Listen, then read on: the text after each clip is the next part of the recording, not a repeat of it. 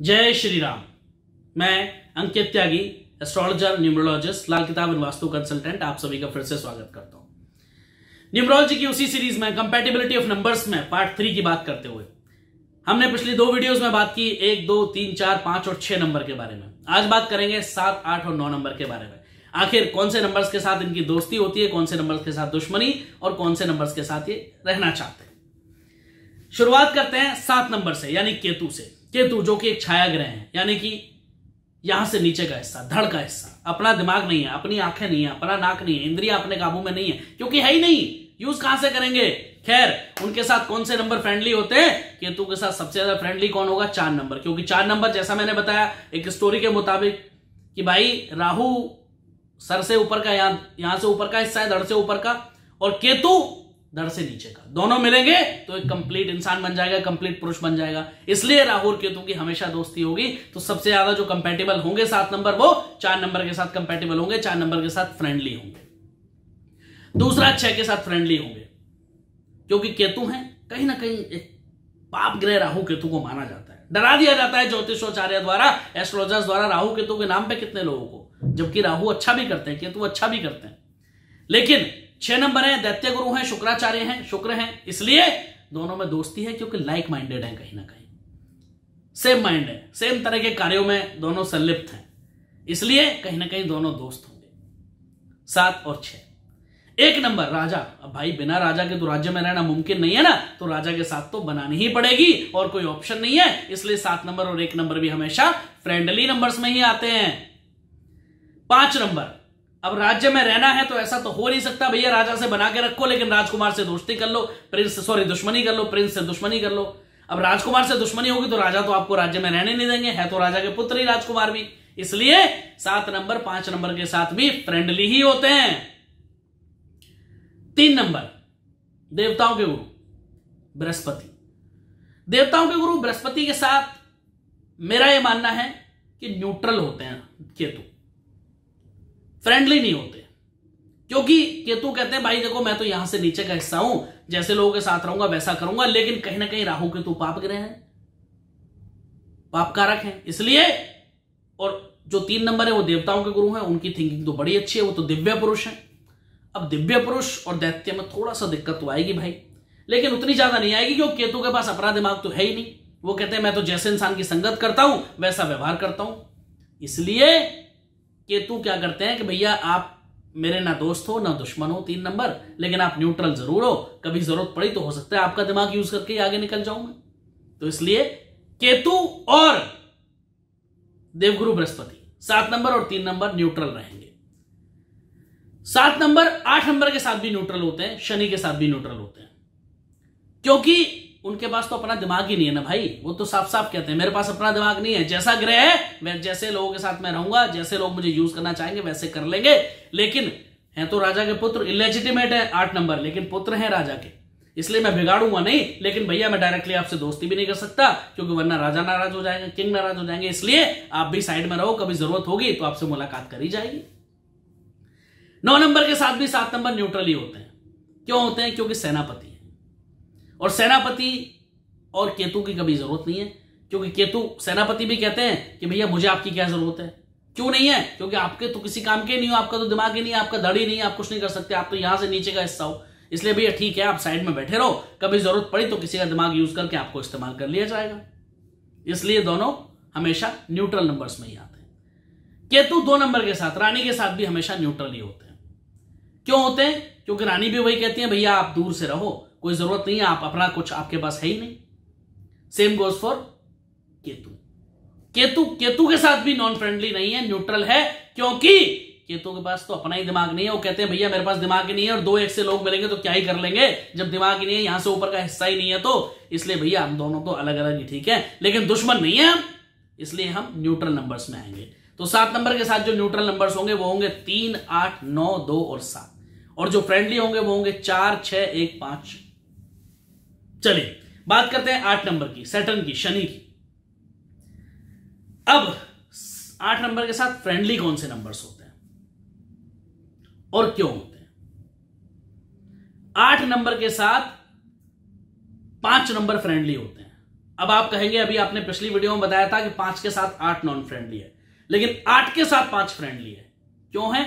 क्योंकि इलेजिटिमेट पुत्र हैं और उनको पता है कि आने वाले समय में राजा के बाद जो राज करेगा वो राजकुमार ही करेंगे, इसलिए राजकुमार से बना के रखनी है। राजकुमार नहीं चाहते बना के रखना, लेकिन शनि तो बना के रखना चाहते ना, 8 नंबर तो बना के रखना चाहते हैं, न्यायाधीश हैं, इसलिए वो दोनों फ्रेंडली होते हैं। 8 नंबर 5 नंबर वालों के साथ फ्रेंडली होते हैं, 3 नंबर के साथ भी फ्रेंडली होते हैं। क्यों?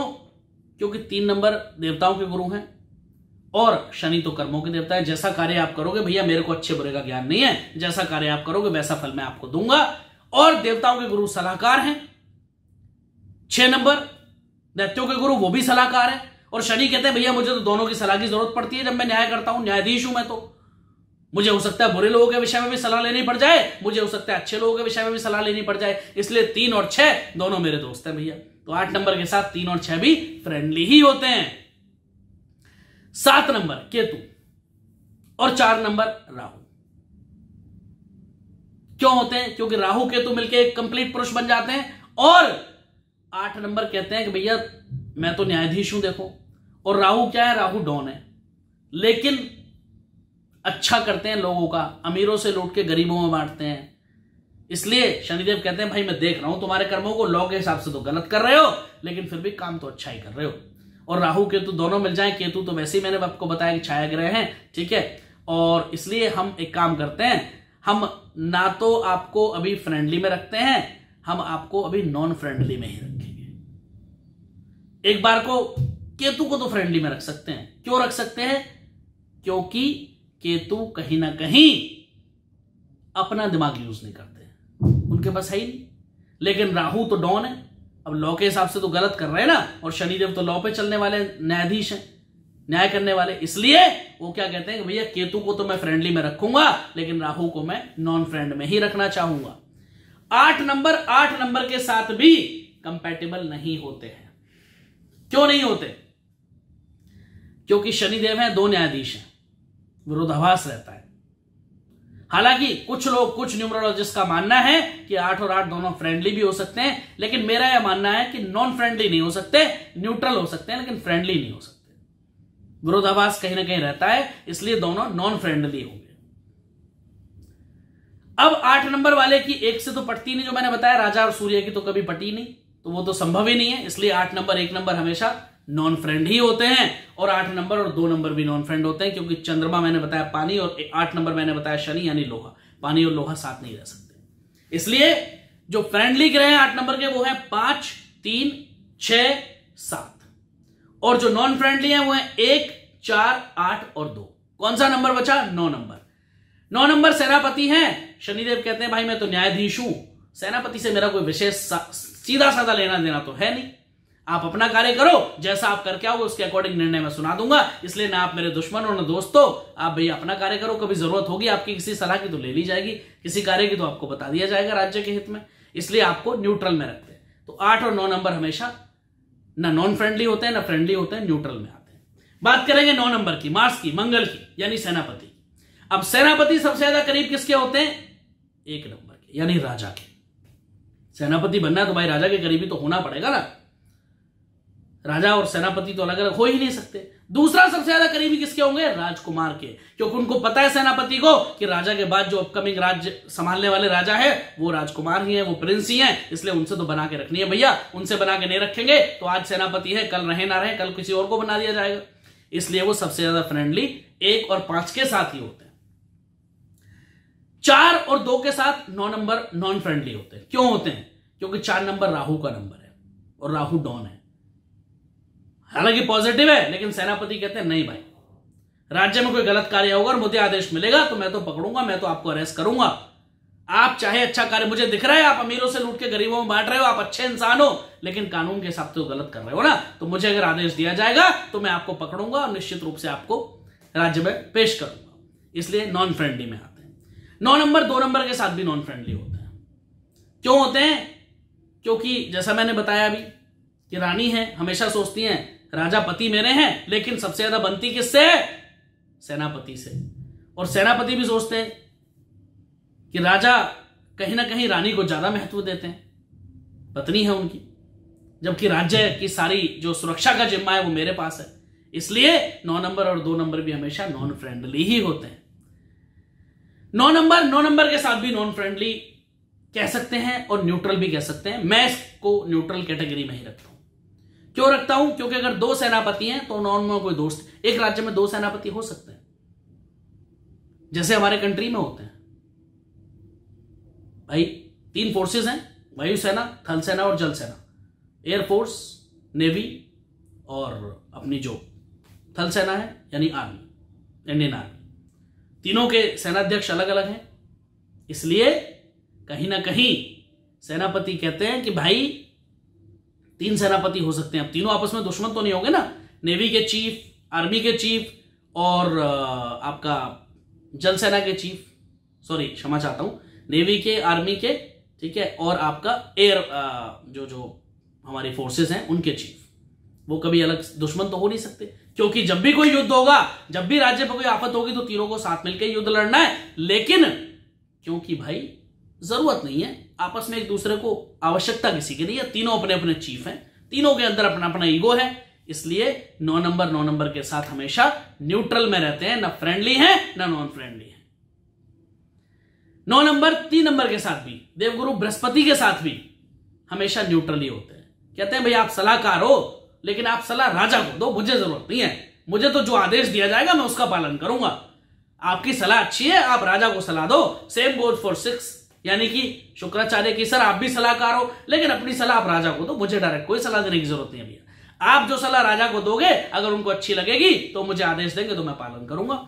इसलिए ना आपको मेरी जरूरत है ना मुझे आपकी जरूरत है। आप अच्छे इंसान हो, आप सलाहकार हो, राज्य के रहो, रहना चाहिए, लेकिन कहीं ना कहीं मुझे आपकी आवश्यकता नहीं है। कभी आपकी सलाह की जरूरत होगी तो आप राजा को सलाह देना। इसलिए आप मेरे दुश्मन नहीं हो, लेकिन मैं आपको न्यूट्रल नंबर्स में रखता हूं। इसलिए 3 और 6 9 नंबर के साथ न्यूट्रल नंबर्स होते हैं। 7 नंबर केतु। केतु का तो जैसा मैंने बताया अपना दिमाग है ही नहीं, तो जो आपके सेनापति हैं वो भी कहते हैं ठीक है भाई, कभी जरूरत पड़ी तो आपको बुला लिया जाएगा, वैसे आवश्यकता नहीं है, अभी आप न्यूट्रल में ही बैठो तो बेहतर होगा। 8 नंबर शनि। सेनापति कहते हैं भाई है तो राजा के पुत्री, लेकिन इलेजिटिमेट है, तो मैं दोस्ती नहीं रख सकता इनसे, राजा नाराज हो जाएंगे, लेकिन दुश्मनी भी मेरी कुछ नहीं है। इसलिए आप भी न्यूट्रल में ही रहें। इसलिए 9 नंबर 9, 3, 7, 6 और 8 के साथ न्यूट्रल होते हैं, 4 और 2 के साथ नॉन फ्रेंडली होते हैं, और 1 और 5 के साथ फ्रेंडली होते हैं। तो ये थी बात कंपैटिबिलिटी ऑफ नंबर्स की, जो मैंने कहा बहुत ही महत्वपूर्ण टॉपिक, और उम्मीद करता हूं आपको बहुत अच्छे तरीके से मैंने समझाने का प्रयास किया, आपको निश्चित रूप से समझ में आया होगा। इस टॉपिक को बार बार देखिएगा, इस वीडियो को बार बार इसको ध्यान से देखिएगा। अगर यह टॉपिक आपको क्लियर हो गया तो भविष्य में आपको दिक्कत नहीं आएगी, आपको अच्छे न्यूमरोलॉजिस्ट बन जाएंगे। फिर मिलेंगे एक नई वीडियो के साथ, तब तक के लिए आप सबको जय श्री राम।